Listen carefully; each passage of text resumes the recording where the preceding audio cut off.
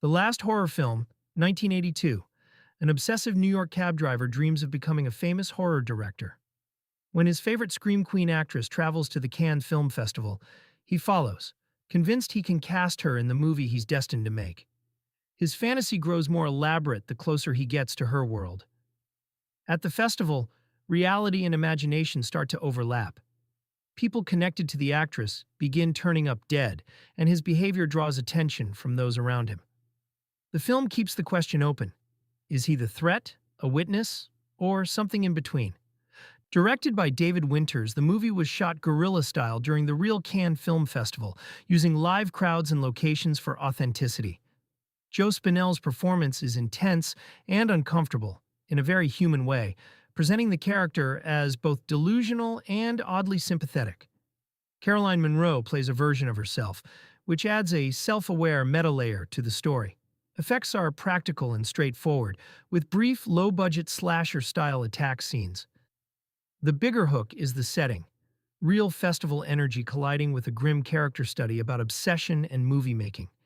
It's a cult meta-horror piece, scrappy, strange, and performance-driven, best known for its lead actor and its anything-goes production approach. Silent Rage, 1982.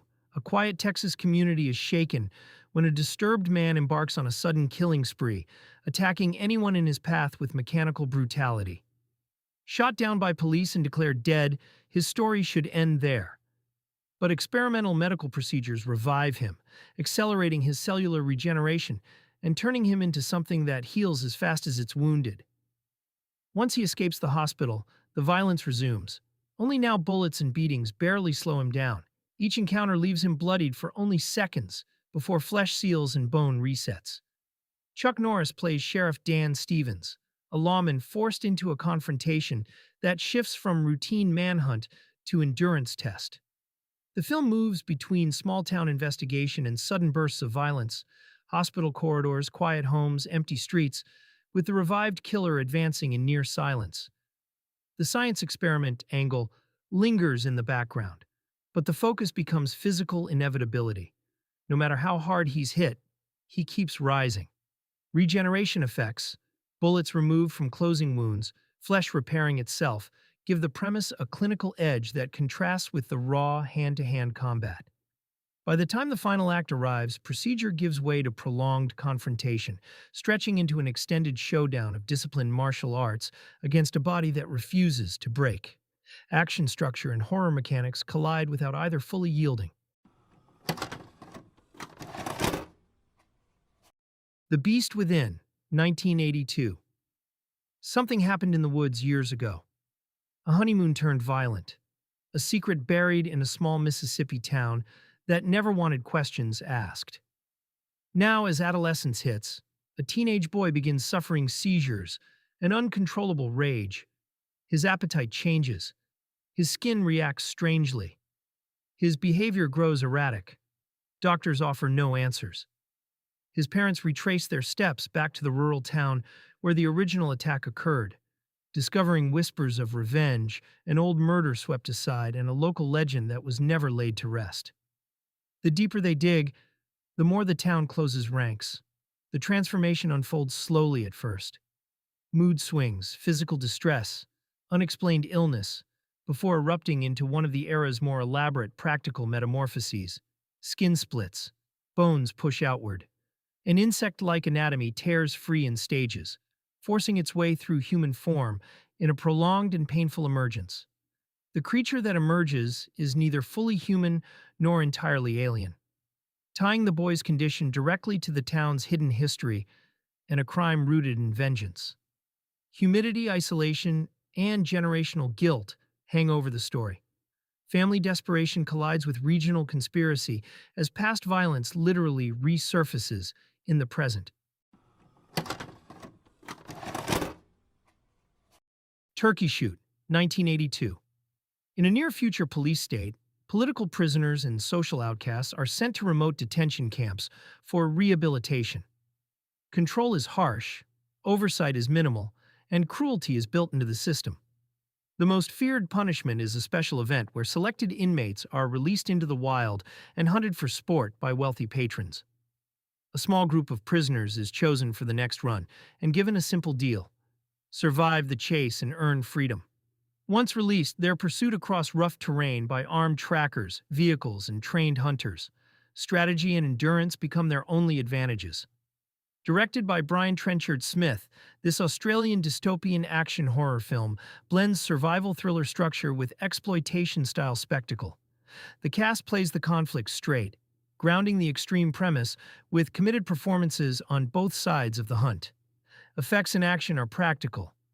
Stunt work, squibs, vehicle chases, and creature-style makeup for some of the trackers. The camp and wilderness locations add grit and scale without requiring elaborate sets. The tone is aggressive and confrontational, aimed at shock and adrenaline more than subtlety. It stands as a well-known entry in Ozploitation, a hard-edged dystopian chase film remembered for its intensity and cult following. If you're enjoying the video so far, take a second to like and subscribe, and let us know your favorite in the comments. Now, let's keep going. The Scorpion with Two Tails, 1982. An archaeological dig uncovers an Etruscan tomb bearing the image of a scorpion, a symbol tied to ritual sacrifice and ancient punishment. Shortly after the excavation begins, a woman associated with the project experiences violent visions that seem drawn from another era. Nightmares blur into waking moments.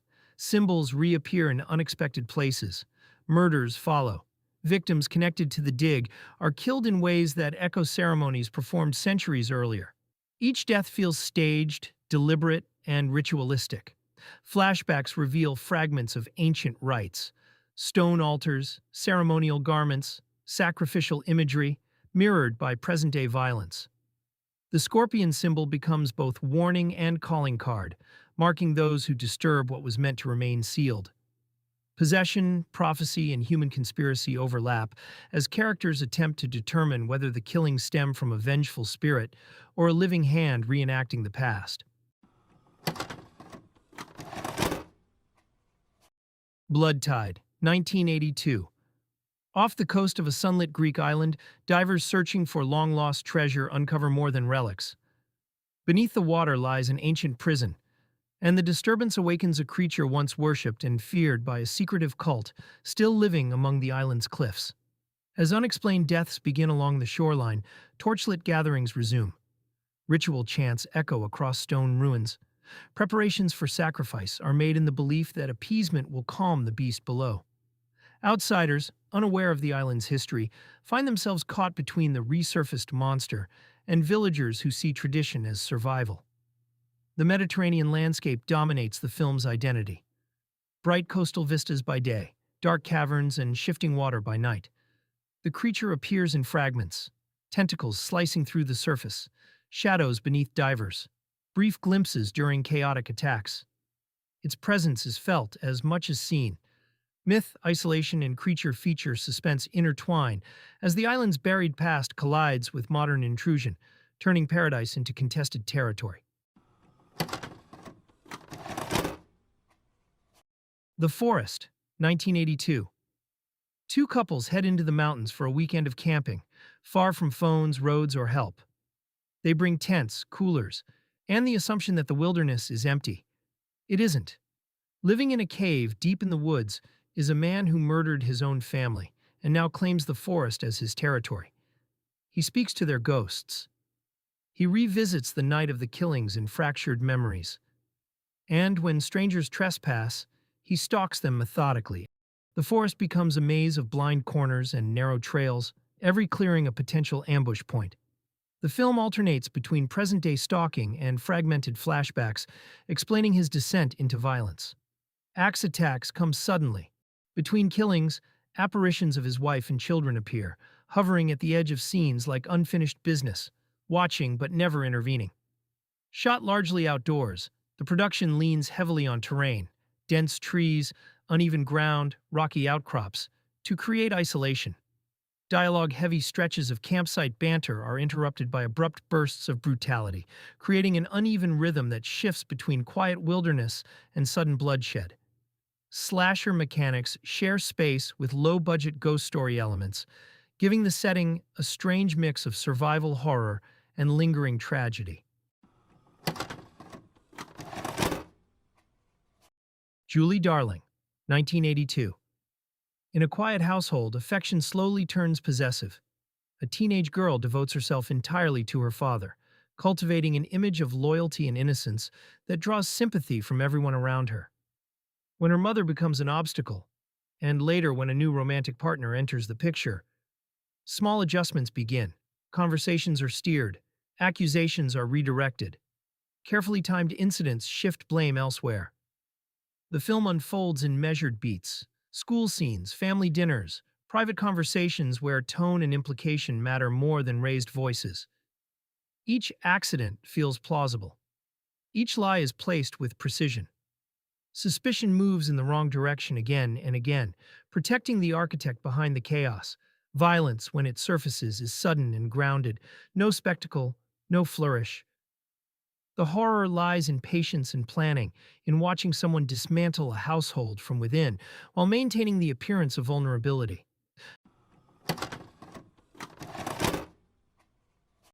Trick or Treats, 1982. Halloween night. Suburban streets, pumpkins glowing on porches. A babysitting job that begins like any other. Inside the house, the young boy proves relentlessly mischievous, staging fake corpses, rigging jump scares, planting plastic spiders and mock threats, while his babysitter grows increasingly irritated. Every shadow becomes a setup. Every noise is followed by laughter. At the same time, his institutionalized father escapes confinement and begins making his way home, adopting disguises as he travels, moving closer with each passing hour.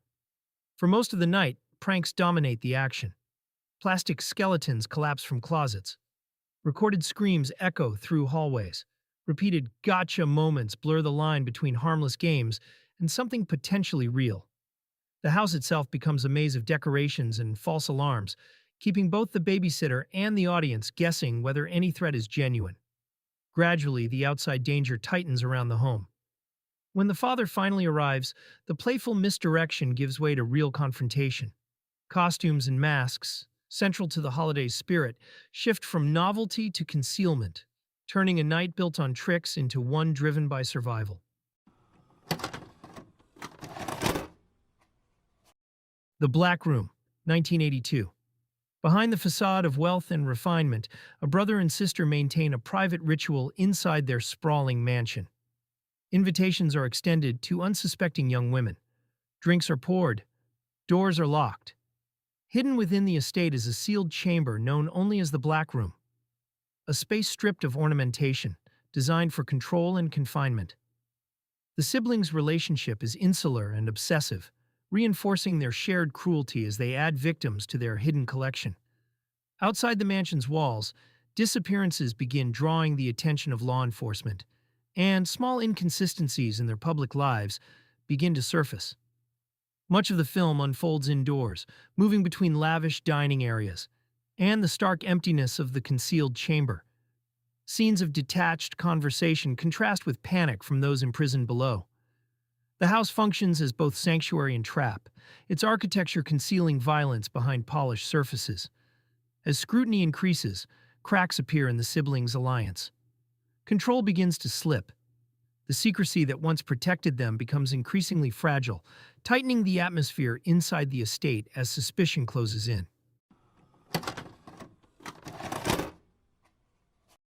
If you love discovering forgotten horror and cult cinema, hit that like button and subscribe for more deep dives into the films time forgot. Thanks for watching, and remember, always be kind and rewind, because every movie is someone's favorite.